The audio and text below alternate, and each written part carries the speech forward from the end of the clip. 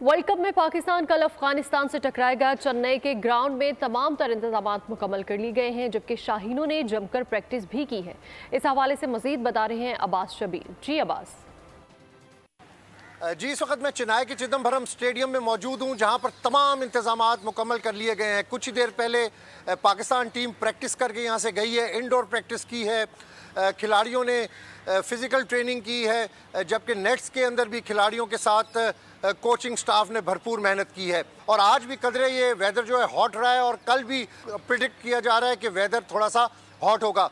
ताहम तमाम तैयारियां इस वक्त मुकम्मल हैं कल के मैच के लिए, पाकिस्तान और अफगानिस्तान के मैच के लिए। और पाकिस्तान टीम पुरुमीद है कि कल के मैच में अफगानिस्तान को इसी ग्राउंड पर शिकस्त देकर, जो माजी में पाकिस्तान का इस ग्राउंड पर ट्रैक रिकॉर्ड है, सईद अनवर का 194, 1997 में टेस्ट क्रिकेट में फतह, और जो पाकिस्तान ने 2012 में इंडिया के खिलाफ यहाँ पर मैच जीता था, उस कामयाबियों का तसलसल बरकरार रखा जाए और कौम को। बहुत शुक्रिया अब्बास शबीर अपडेट करने के लिए। सब्सक्राइब करें और बेल दबाएं ताकि कोई खबर रह न जाए।